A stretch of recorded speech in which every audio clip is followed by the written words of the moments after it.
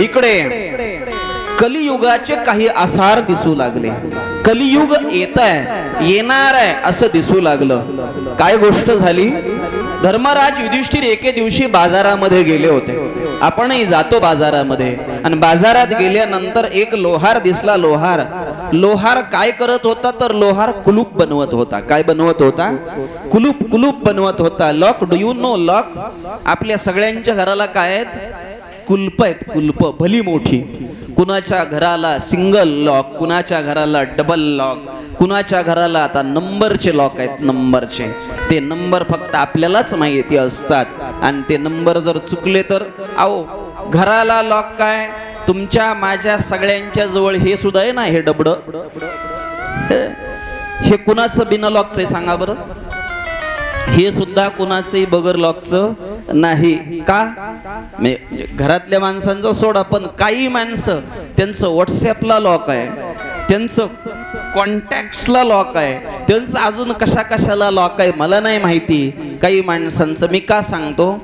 कुलपांचा काळ आला, माणसांच्या घराला कुलप आली, माणसांच्या मोबाईलला कुलूप आलं, माणसाच्या पैशाला कुलूप आलं, माणसाच्या तिजोरीला कुलूप आलं, पुढे चला माणसाच्या पत्र्याच्या शेडला कुलूप आलं, पुढे जाऊन सांगायचं मला महत्वाचं, तुमच्या माझ्या प्रत्येकाच्या हृदयाला सुद्धा आहे की नाही कुलूप?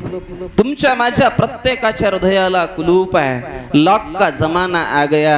धर्मराज युधिष्ठिराने लोहाराकडे पाहिलं, लोहार कुलूप बनवत होता, आणि कुलूप बनवताना त्यानं पाहिलं, लक्षात आलं का करू लागला म्हणे हे? कुछ लोगों ने ऑर्डर दे दी, बोला कुछ लोग कह रहे हैं कि हमारे घर को हमें ताला लगाने का है। तब तक ऐसा था, घरों को ताला नहीं था, घराला कुलप नव्हती। पांडवांच्या काळामध्ये घराला कुलूप नसायचं, कारण चोरीच होत नव्हती, चोरी कसलीही होत नव्हती, चोरच नव्हते, त्यामुळे घराला कुलूप लावायचा प्रकार नव्हता। आता घर कुलपासून फोडतात, घराला कुलपा असून सुद्धा घर फोडली जातात। पांडवांनी ठरवलं, धर्मराज विचार करू लागला, आपलं निघायचं जवळ आलेलं आहे। आणखीन एक घटना घडली मामा। घटना अशी होती, एक ब्राह्मण आणि एक व्यापारी यांच्यामध्ये एक व्यवहार घडला। ब्राह्मणाने आपलं घर, राहतं घर व्यापाऱ्याला विकलं। राहतं घर विकल्यानंतर व्यापाऱ्याने काही ठराविक किंमत जी काही ठरली असेल 50,000 1 लाख रुपये, ती रक्कम चुकती केली, घर ताब्यामध्ये घेतलं। घर घेतल्यानंतर त्या व्यापाऱ्याला असं वाटलं की हे घर आपण जुनं जे आहे ते पाडूया आणि नवीन बांधूया, कारण आपल्याकडे पैसा भरपूर आहे। पाया खोदायला सुरुवात झाली, आणि पाया खोदत असताना त्या पायामध्ये लक्ष सुवर्ण मुद्रांनी भरलेला एक हंडा सापडला। तुम्हाला बे सापडावा, काही काळजी करू नका, नाही का? फक्त सापडला तर निम्या आम्हाला द्या। 1 लाख सुवर्ण मुद्रा सापडल्या। आता या सापडल्यानंतर त्या व्यापाऱ्याला त्या सुवर्ण मुद्रांचा मोह नव्हता, त्यानं तो हंडा उचलला आणि उचलून ब्राह्मणाकडे गेला। काय म्हणाला? बाबा ब्रह्मदेव, मी तुमची जागा विकत घेतली, मी तुमचं घर विकत घेतलं होतं, पण भूमीत जे सापडलं ते मात्र मी विकत घेतलेलं नाही, त्याच्यावर माझा अधिकार नाहीये, तुमचं तुम्हाला ठेवा। ब्राह्मण देव म्हणाले, व्यापारी तुम्ही ऐकाल का माझं? मी ज्या दिवशी हा व्यवहार केला, ज्या दिवशी हे तुम्हाला विकलं, त्या दिवशी माझा तिथला अधिकार संपला। आता मलाही त्या 1 लाख सुवर्ण मुद्रांची गरज नाही, हे तुझंच आहे। तो म्हणतो हे माझं नाही, हे तुमचं आहे, आणि तो म्हणतो हे माझं नाही, हे तुझं आहे। दोघांमध्ये वाद लागला, दोघही धर्मराजाकडे आले। का? धर्मराजा पुढे या दोघांनी आपली कैफियत मांडली। हा म्हणतो मी जागा घेतली महाराज खरंय, पण हे धन मी विकत घेतलेलं नाही, हे त्याचं त्यानं घ्यावं। तो म्हणतो मी जागा विकली आणि जागेसहित सगळंच विकलं, तिथं सापडलेलं आता माझं नाही। काही दिवस लोटले, 4 महिने लोटले, आता कलियुगाला आरंभ होणार आहे। आणि घटना अशी घडली, तेच दोघं पुन्हा भलं मोठं भांडण घेऊन धर्मराजाकडे आले। का? हा म्हणतो, ब्राह्मण देव म्हणू लागले, मी याला घर विकलं, पण घराच्या खालचं विकलं नाही, ते धन माझं आहे। आणि व्यापारी सांगू लागले, म्हणाले हे बघा महाराज, ज्या दिवशी यानं घर विकलं त्याच दिवशी या जागेवर सगळा हक्क माझा झाला. मी काम करत असताना हे धन सापडलं म्हणून हे धन माझं आहे. आज व्यापारीही म्हणतो माझं आहे आणि ब्रह्मदेव सुद्धा काय म्हणतात, हे माझं आहे. जेव्हा हे दोघं म्हणत होते हे दोघांचंही नाही, तेव्हा काळ कोणता होता? आणि जेव्हा हे दोघंही म्हणतात हे माझंच आहे, हे त्याचं नाही, तेव्हा काळ कोणता? धर्मराजाने ओळखलं माणसांचा काहीही दोष नाही, हे सगळा कालाचा महिमा आहे. कालाय तस्मै नमहा. ऐका कलीचे महिमान, असत्यासी रिसले जन, पापा देती अनुमोदन, करीती हेळन संतांचे, करीती हेळन संतांचे. धुंद झाला तुझा दरबार, हे धुंद झालाय तुझा दरबार. अरे या कलियुगामध्ये भाऊ भावाला मानायला तयार नाही, मुलं आई वडिलांना मानायला तयार नाहीत. या कलियुगामध्ये अरे धनासाठी, संपत्तीसाठी, इस्टेटीसाठी नात्यांना काडी लावणारी माणसं जन्माला आली. अरे याच कलियुगामध्ये धर्म राहिला नाही, याच कलियुगामध्ये सत्य राहिलं नाही, याच कलियुगामध्ये दया राहिली नाही, प्रेम राहिलं नाही, सहिष्णुता राहिली नाही. पांडवांनी ठरवलं, अरे जर काळ एवढा विचित्र येत असेल तर आपण न थांबलेलं बरं. आणि 5 पांडव द्रौपदीला सोबत घेतलं. कुंती माता अगोदरच गेलेली आहे.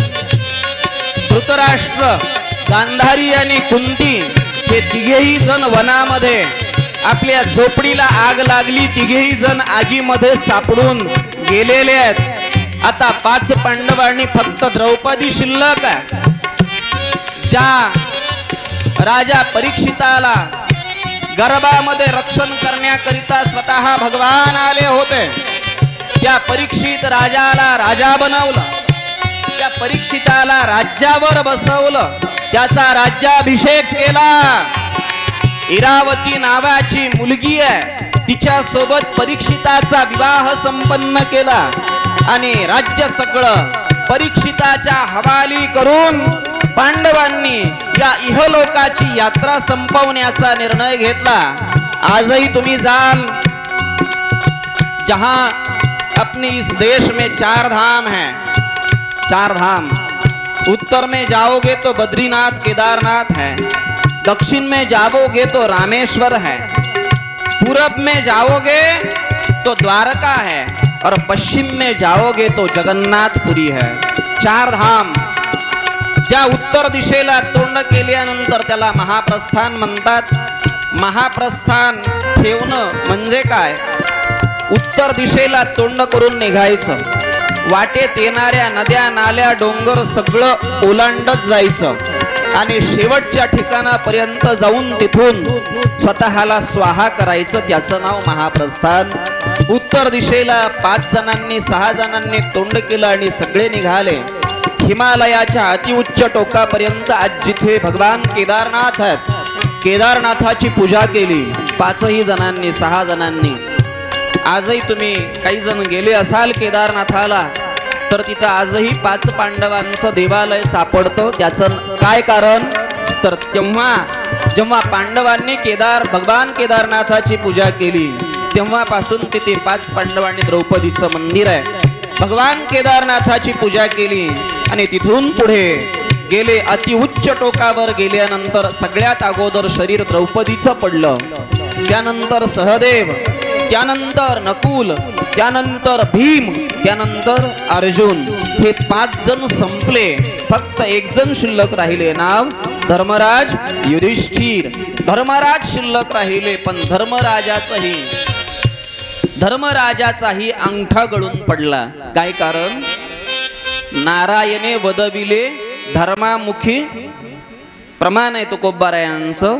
धर्माच्या मुखातून भगवान परमात्म्याने एक गोष्ट फक्त खोटी बोलली, अंगुष्ट त्या कर्मासाठी गेला.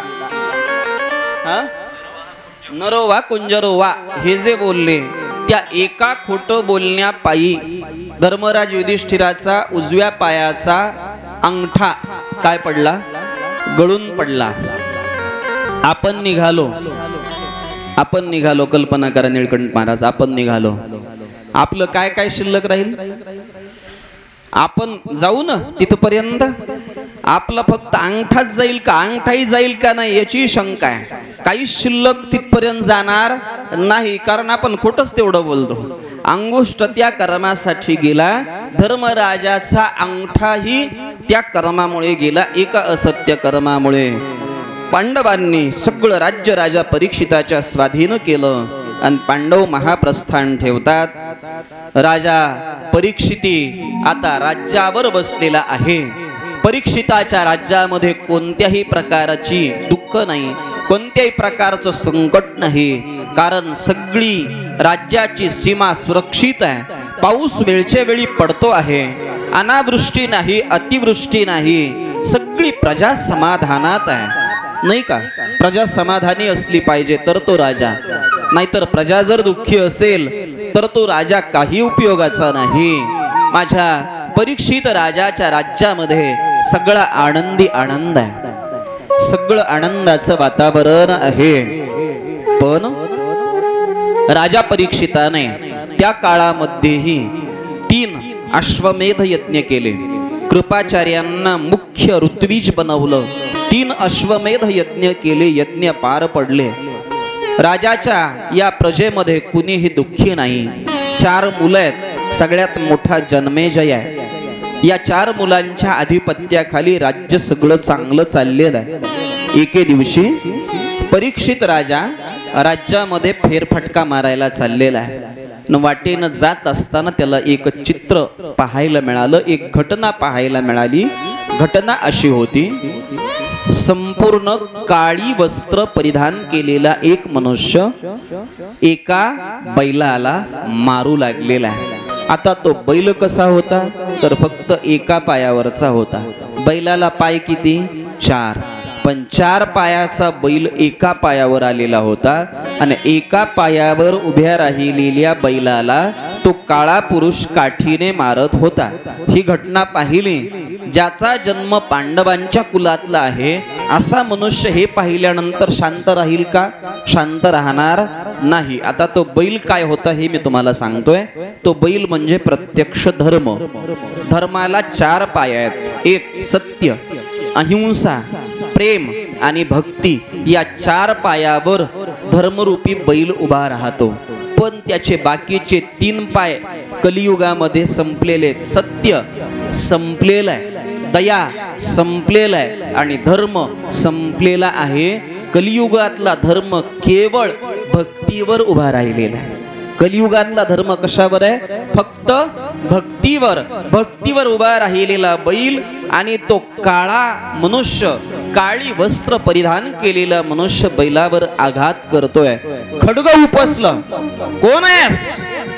माझ्या राज्यामध्ये अशी अपवित्र घटना करतोस?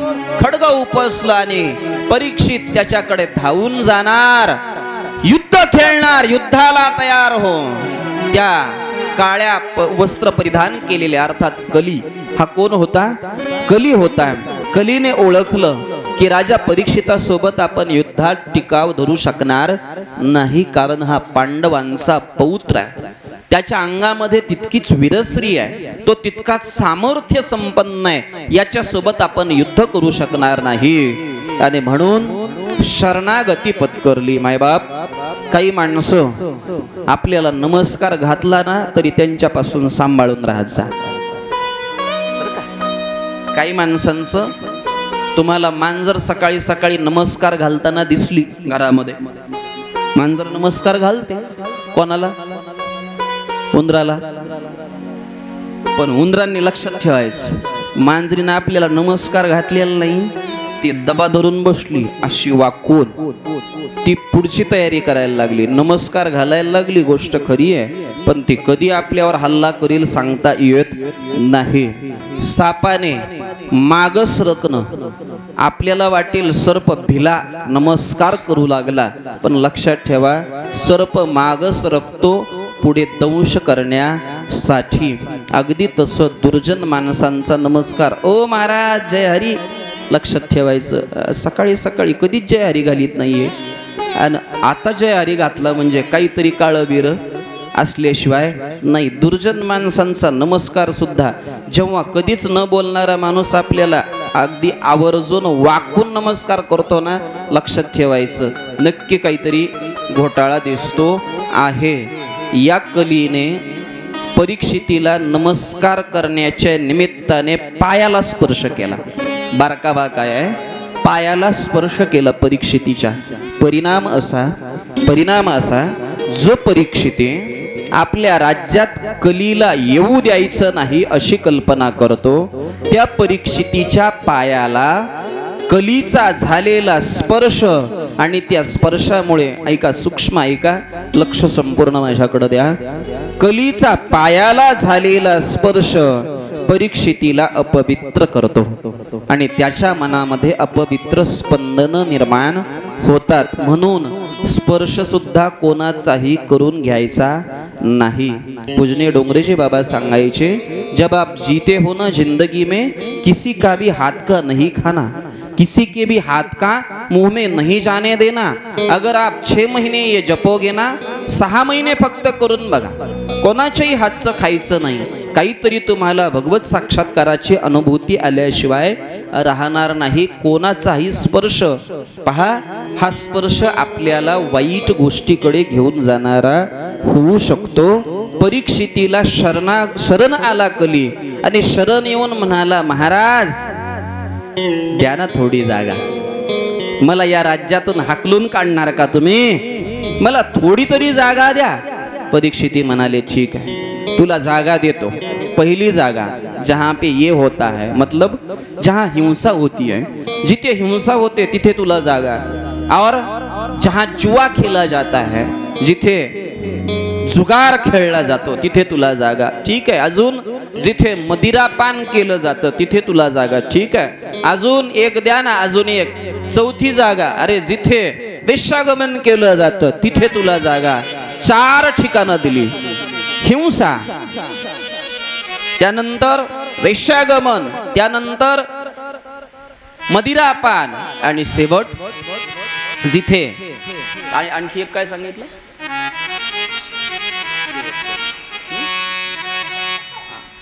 4 ठिकाणं राहायला दिली.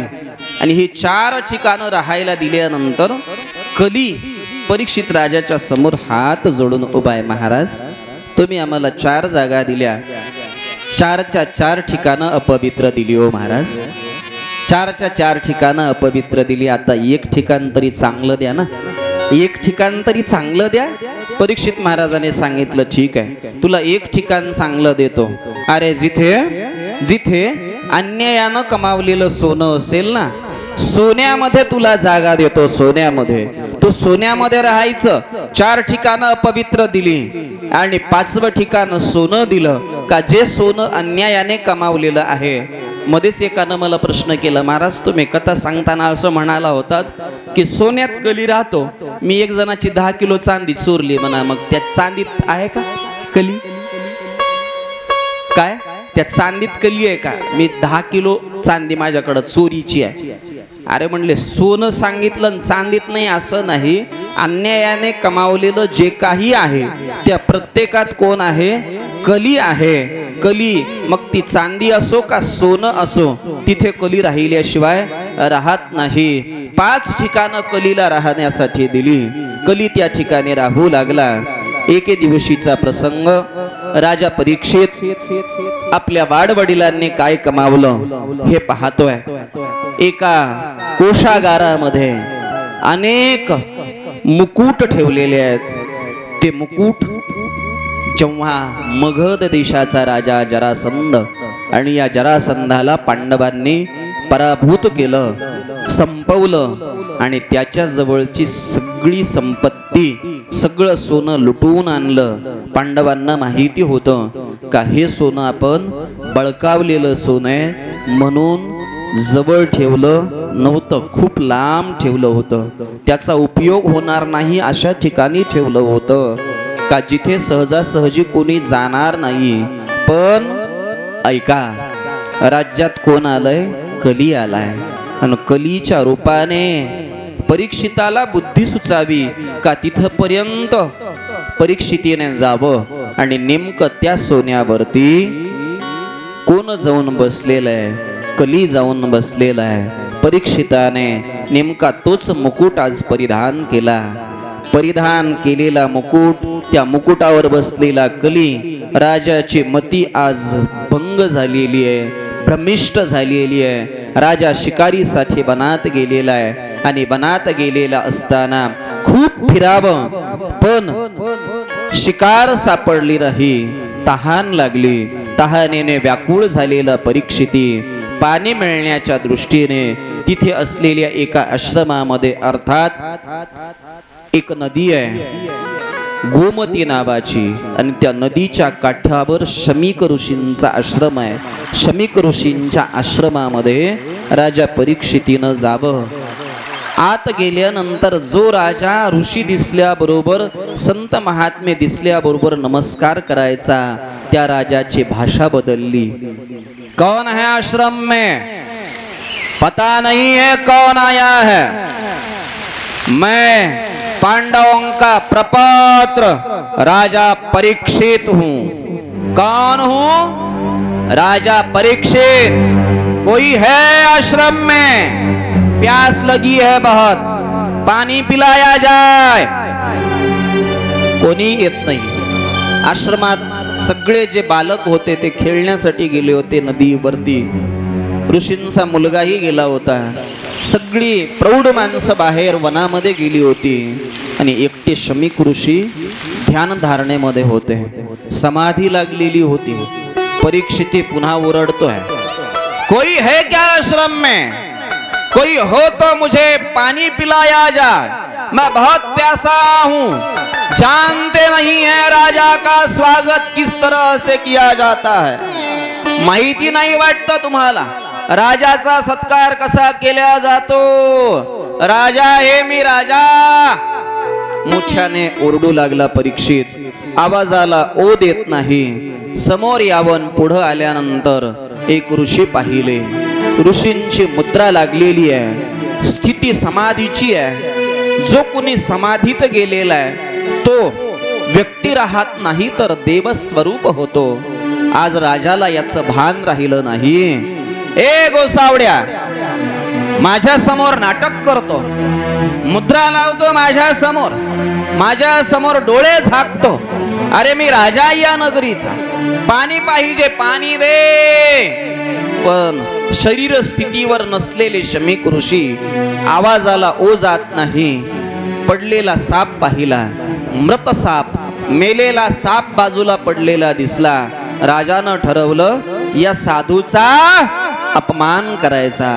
याने आपला सन्मान केला नाही, याने आपल्या आवाजाला आवाज दिला नाही. आता मी याला सोडणार नाही, याला मी अपमानित करणार. अपमानित करण्याच्या उद्देशाने परीक्षित राजाने बाणाच्या टोकावर मेलेला साप घेतला आणि तो ऋषींच्या गळ्यामध्ये टाकला. ऋषींच्या गळ्यामध्ये मेलेला साप टाकला आणि राजा परीक्षित तिथून निघून गेला. मायबाप, आपल्या आयुष्यामध्ये कोण्या साधूचा आपल्याला सन्मान करता आला नाही, करू नका. कोणत्याही प्रकारचं आपलं नुकसान होणार नाही. आपल्या आयुष्यामध्ये एखाद्या साधूला आपल्याला काही देता आलं नाही चालेल, आपल्यावर कोणत्याही प्रकारचं संकट येणार नाही. पण मायबाप, आपण एखाद्या साधूचा सन्मान न करता जर का त्या साधूचा अपमान केला, साधू तुम्हाला काहीच करणार नाही, पण माझा भगवान मात्र सहन करणार नाही. दुर्जनाची कोणा, सज्जनाची कोणा न घडावी निंदा. सहात गोविंदा नाही त्याचे. अरे माझ्या ज्ञानोबारायाला अनेक दुर्जनांनी त्रास दिला, माऊलींनी त्या दुर्जनाला कोणताही शाप दिला नाही, पण माझ्या पंढरीनाथाने त्या दुर्जनांची वाट मात्र राहिल्याशिवाय राहिला नाही.